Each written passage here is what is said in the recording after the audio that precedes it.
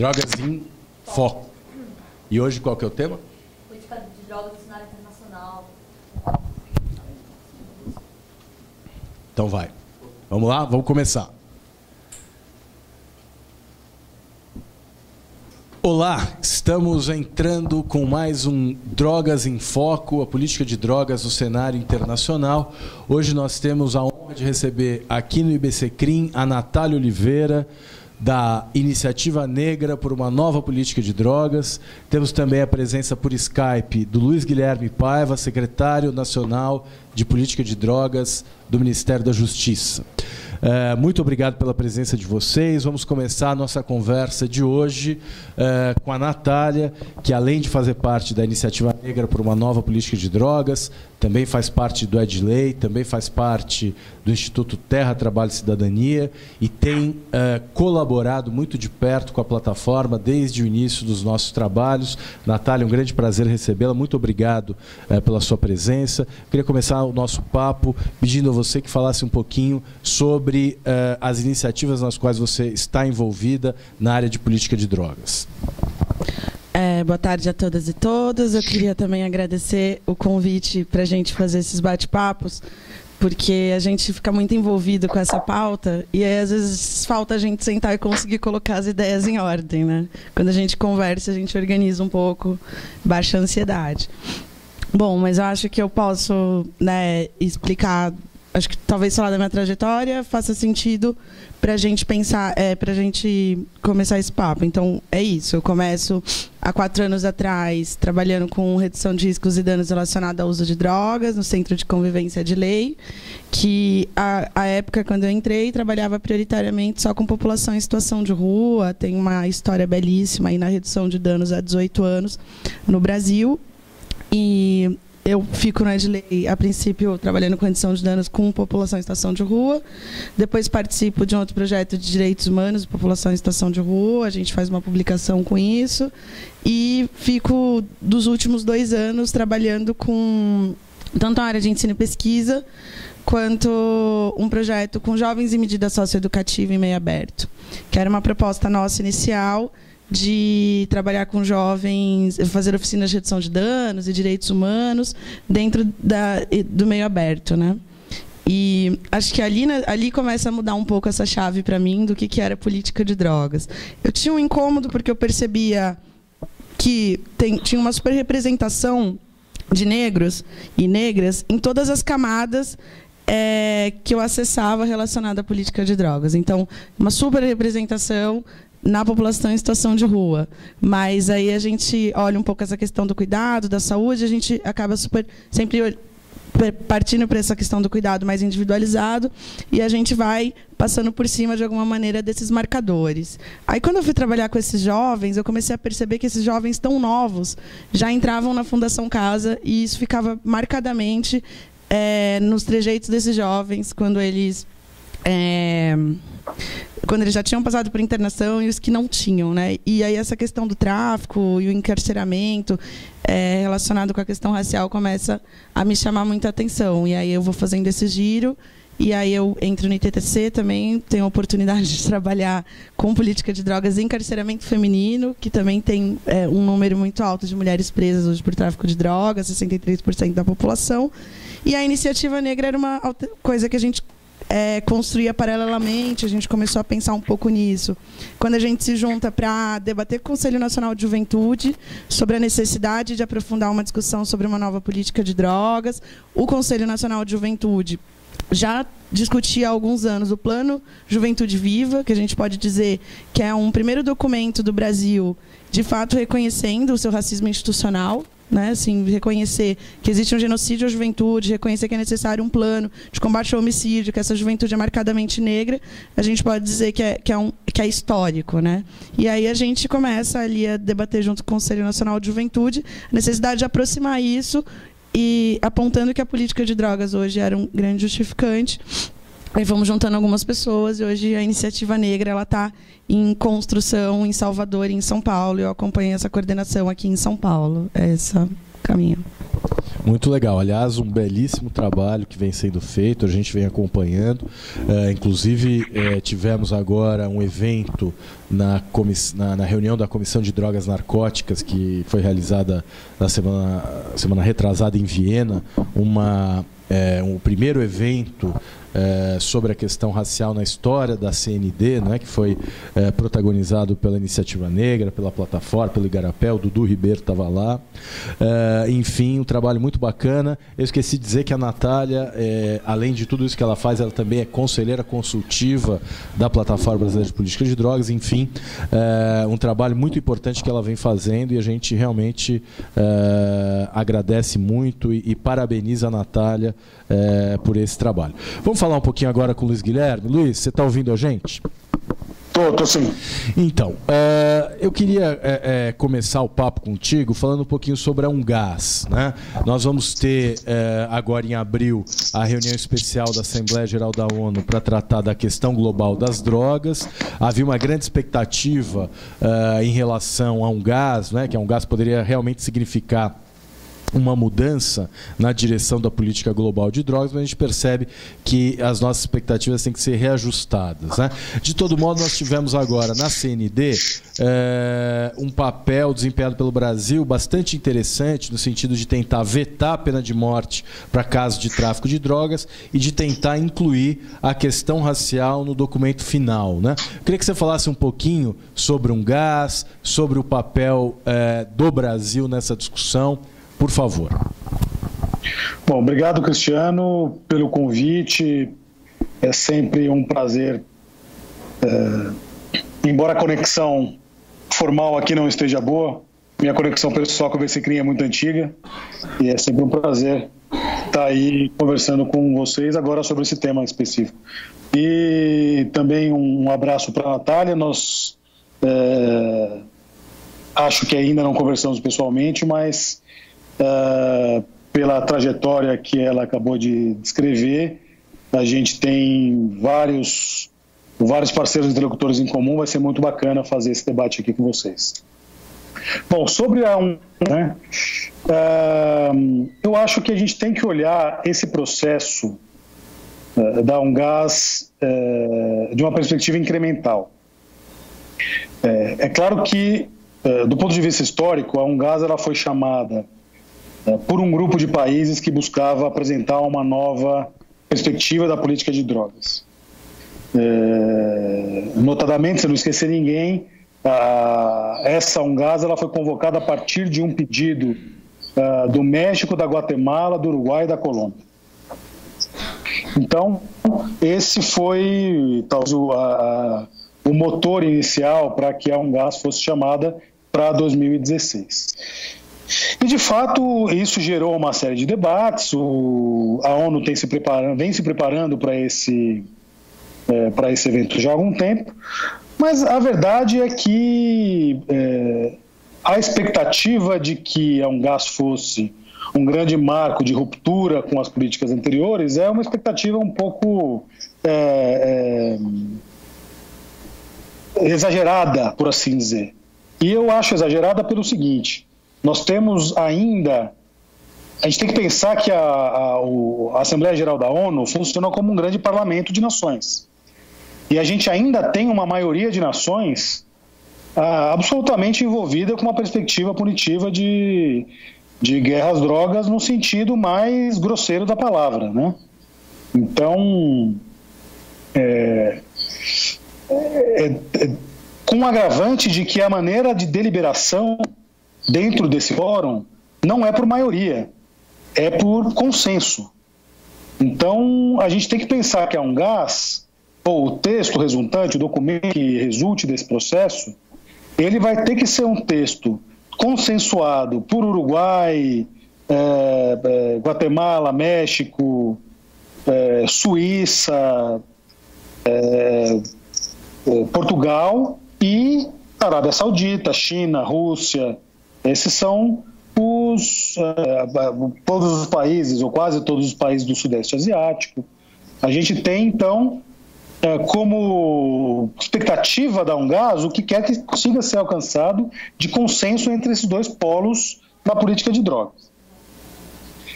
Dito isso, eu acho que a gente pode adaptar a expectativa sobre o que seria um texto, ou o que seria o resultado de Among Us, por dois termômetros aí. Um deles é comparar os textos que estão sendo produzidos, e essa última prova foi feita em Viena, com os últimos documentos produzidos pela ONU. Então, dessa perspectiva, eu entendo que nós já temos evoluções interessantes para dizer. Nomeadamente, a gente conseguiu, de alguma forma, incluir uma linguagem minimamente aceitável a respeito de redução de danos, e aí é importante que a gente entenda que alguns países do continente americano recusam até hoje mencionar a expressão redução de danos por uma simbologia histórica que esse termo construiu dentro do campo mais conservador. Nós temos algumas evoluções importantes também no campo do que a gente chama de desenvolvimento alternativo, que originalmente é um termo que quer dizer iniciativa para a substituição de cultivos em países produtores de drogas, mas que a gente pressionou e conseguiu alguma coisa para tentar incluir uma perspectiva mais ampla de alternativas de desenvolvimento para uma população vulnerável, né? E vulnerabilizada por conta da política de drogas. Então, isso nos permite, segundo a nossa compreensão, abrir uma discussão a respeito de projetos de inclusão, projetos de desenvolvimento econômico voltados para a população vulnerável em centros urbanos, como acontece no Brasil, por exemplo. Também temos um capítulo inteiro sobre direitos humanos, o que é dentro desse contexto é uma inovação, é um reconhecimento de que a política de drogas ela não está apartada do sistema de direitos humanos, o que dentro desse cenário de discussão das convenções de drogas, é algo que não é trivial. Mas eu queria destacar, particularmente nesse debate aqui no IBCCRIM, que esse documento proposto para Ungás, que pode eventualmente ser acolhido em Nova York, ele inclui uma série de dispositivos que falam sobre proporcionalidade e moderação na aplicação do sistema de justiça na área de drogas. Então, eu particularmente fico positivamente impressionado quando a gente vê um documento da ONU, particularmente sobre drogas, dizer que as respostas do sistema de justiça criminal têm que assegurar as garantias legais e o devido processo, dizendo que não pode prisão arbitrária, detenção, tortura e outros meios cruéis, desumanos ou degradantes. Mesmo considerando que esses são textos, né, são linguagens que a ONU já acolheu em outros documentos, a gente vê isso expressamente no documento de drogas.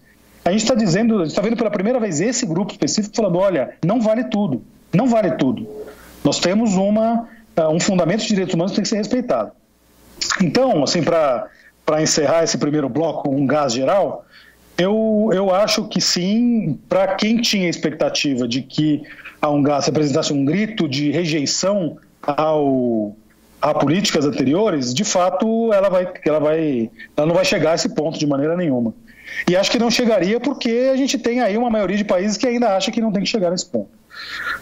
Agora, eu acho que comparado a outros textos, a textos de 2009, ou seja, tem 10 anos, a gente tem algumas evoluções que a gente pode comemorar, e eu particularmente ressalto, até por onde nós estamos debatendo e pela nossa formação, eu ressalto esses capítulos específicos a respeito de justiça criminal, que me pareceu uma evolução muito importante. Falando agora rapidamente da posição brasileira, a gente tem buscou, né, até o IBCCRIM foi um parceiro nesse caminho, junto com a plataforma e com tantas outras entidades, a gente tentou, dentro de um campo, de um tempo muito exíguo, democratizar esse debate e trazer, oxigenar o máximo possível com a nossa sociedade civil e com a academia e também com atores diferentes aqui de dentro do governo. Então, a nossa posição, que em geral tende a ser uma posição de buscar construir pontes entre grupos antagônicos nesse tipo de reunião, a gente conseguiu evoluir uma posição brasileira para uma posição mais enfática a respeito de alguns temas que nos são muito caros, né? Então, o primeiro deles, que é um tema mais evidente, que está mais exposto há alguns anos, é a questão da pena de morte. Então, se a gente pensar que ainda 34 países da ONU prevêem pena de morte para crimes relacionados a drogas, a gente está falando de um tema tabu, né? O tema em que, quando se coloca, alguns desses países levantam e saem da mesa de negociação. Então, a gente tentou apresentar uma posição bastante forte a respeito disso, contando também com o apoio aí dos países da região. É um dos poucos consensos marcados que a gente tem aqui na região da América Latina, é a oposição à pena de morte, e também da Europa, né? Então a gente conseguiu aí construir um grupo que, embora também, infelizmente, não consiga fazer isso um tema consensual, mas a gente conseguiu colocar isso como um tema central. Outra questão que a gente pontuou de maneira aí sim inédita é a questão da perspectiva, da necessidade de uma perspectiva racial na discussão das políticas de drogas. E aí a gente tem que nós devemos isso e devemos reconhecer, e o fizemos expressamente na declaração lá em Viena, o papel da sociedade civil. Então, a construção da iniciativa negra e, dentro do governo, a articulação com a Secretaria de Juventude e com a CEPIR, elas foram essenciais para que a gente construísse, dentro da posição brasileira, uma pauta nova, uma pauta que se refletiu, inclusive no side event, no evento que foi realizado, que você mencionou no começo, em que a Iniciativa Negra apresentou, junto com parceiros da sociedade civil dos Estados Unidos, um retrato de que maneira essa perspectiva é essencial se a gente quiser discutir uma política de drogas democrática. Também tivemos a participação da CEPIR lá como palestrante, como representante do governo, e esse evento foi um evento muito simbólico. Além do conteúdo dele ser um conteúdo importante, o fato da gente ter um evento sobre isso em Viena, num organismo conservador, em que esse tema frequentemente é tratado como se não existisse, né? Foi um momento em que, de fato, algumas barreiras ali foram rompidas. Também foi interessante perceber que a questão racial ela é percebida por outros países como uma questão que se inclui num grupo maior de população vulnerável, embora nós tenhamos, e isso gera suscetibilidades. Então, embora nós tenhamos insistido bastante para uma declaração específica a respeito da perspectiva racial, alguns países, menos pelo problema específico com a perspectiva racial e mais por medo de incluir outros grupos que eles consideram problemáticos dentro de uma declaração política, isso foi difícil de conseguir. Então, isso é simbólico, né? Quando você vai discutir a inclusão de grupos vulneráveis ou de nomear grupos vulneráveis num documento como esse, alguns países não querem discutir porque tem medo que entre a população LGBT.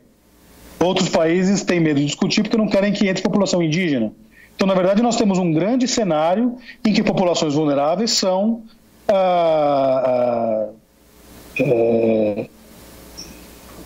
atingidas de maneira desproporcional, tanto pela questão da saúde, né, da perspectiva de drogas, quanto pela questão da repressão. Esse é um ponto importante também. E a gente também buscou, para encerrar, evoluir alguns dos conceitos que são um pouco mais consensuais, mas de uma perspectiva menos europeia, vamos dizer assim. Então, voltando para o tema de redução de danos, que é um tema importante nessa área, o debate de redução de danos, embora seja um pouco menos problemático do que outros que a gente já mencionou, ele é tratado nos fóruns internacionais de uma perspectiva exclusivamente ou eminentemente europeia, de uma perspectiva de quem relaciona a redução de danos exclusivamente com política de troca de seringa para drogas injetáveis. Então, a gente também procurou contribuir com uma perspectiva mais latina, vamos dizer assim, ou mais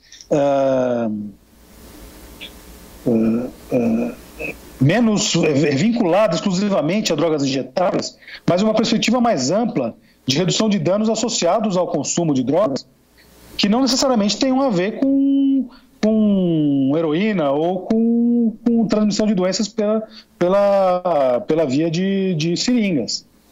Nós temos toda uma política aqui brasileira construída para drogas estimulantes, com populações específicas, que dá muito certo e que o Brasil é referência, e isso sequer era tratado ou discutido nos fóruns a respeito do tema. Então a gente também buscou pautar esse tema de uma perspectiva mais regional também, ou na verdade mais universal, incluindo perspectivas regionais dentro da perspectiva geral.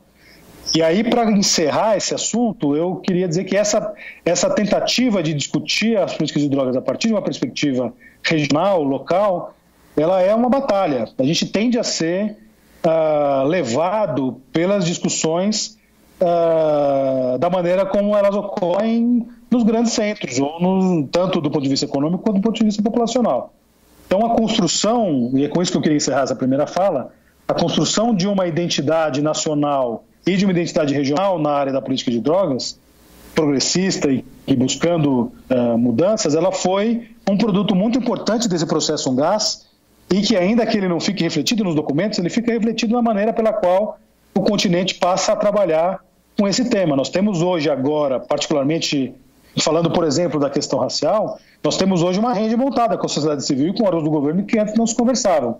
Esse é um produto da UNGAS, que não está no documento, mas está na política, vai ficar como herança aí para a política de drogas brasileira. Mas, enfim, falei demais aqui, vamos passar aí para as outras considerações. Obrigado. Não, obrigado, Guilherme, é sempre um prazer ouvi-lo. Queria ouvir um pouquinho a Natália sobre isso que o Guilherme falou. Eu achei ótimo, na verdade, você começar fazendo a explanação, porque quem acabou indo para Viena foi o Dudu e não eu, e a gente acabou não trocando essa figurinha ainda. E então eu vou fazer assim, eu vou fazer alguns comentários sobre a sua fala, e até para a gente ir refletindo mesmo, assim, né? E uma fala de sociedade civil. Eu acho que, primeira coisa, então, começando sobre essa questão que a gente tinha uma perspectiva muito otimista mesmo do que seria um gás, né? Eu acho que essa perspectiva de que talvez a gente conseguisse sair com uma grande mudança para o mundo, um documento único, consensual entre as nações, chamado inclusive por países que pensam um pouco diferente a sua política de drogas, né? Assim, quando essa primeira proposta, pensar México, Guatemala, Uruguai e Colômbia, eles estão olhando para a política de drogas em perspectivas diferentes, né? Assim, para começar, os países que começaram provocando a necessidade dessa discussão. E eu acho que esse lance que a gente teve de os Estados Unidos está legalizando, os Estados Unidos está repensando, isso foi e aí depois o Uruguai, isso foi criando uma expectativa assim, enfim, teremos um novo modelo. Que eu tenho uma impressão, e é justamente sobre isso que eu queria começar falando, de que a gente parece que vive esperando um modelo, sabe? Eu acho que a gente sempre joga esse grande peso nos fóruns da ONU, né, os fóruns internacionais, não que eles sejam menores, mas é como se só dali saíssem as grandes mudanças, quando a gente pode ver, inclusive, que a partir dessa experiência que o Guilherme estava relatando, para que aconteçam mudanças neste grande espaço, é necessário também que a gente se mexa aqui dentro e comece a mudar internamente como o próprio país vem olhando as coisas, né? Para que o país consiga chegar lá com uma opinião mais qualificada, consiga construir esses consensos, e acho que sim, a gente começar a entender que talvez Mas o que vem de melhor herança desses processos é a forma como a gente volta. É a forma como a gente volta pensando a política para o Brasil, é a forma como a gente volta com essas novas parcerias regionais. Então, eu acho que o que tem de mais rico desse processo é justamente isso, claro, para os países que estão abertos a ouvir e dialogar com a sociedade civil para a gente construir isso. Então, nesse sentido, eu achava assim, que tinha uma perspectiva muito otimista de um gás. Claro que faz muita diferença se a gente tem um documento reconhecendo pontos importantes, né, na perspectiva da ONU, mas não quer dizer que a gente já não tenha uma série de tantos outros muito importantes sobre a ONU, falando sobre direitos humanos, falando sobre justiça, e que necessariamente eles são ignorados pelos juízes de primeira e de segunda instância no Brasil. Então, às vezes eu fico pensando, né, a gente pega, por exemplo, as regras de Bangkok. O ITTC ajudou na construção dessas regras. A gente não tinha elas traduzidas em português até o dia 8 de março de 2015. E o fato dela ser traduzida em português, claro, é mais um elemento para os juristas que estão ali na primeira instância, batalhar ali pelas pessoas que estão defendendo no dia a dia. Não necessariamente não quer dizer que os juízes comecem a pensar e acatar isso. Então, acho que é muito rico o processo desses espaços internacionais, mas a gente também não deve criar todas as expectativas do resultado que sai de lá. Mas, para mim, está muito mais no método que se constrói, né? Como se constrói, enfim. Então, eu anotei algumas coisas aqui só para comentar um pouco do que o Guilherme falou. Realmente, o Brasil ele é referência em redução de danos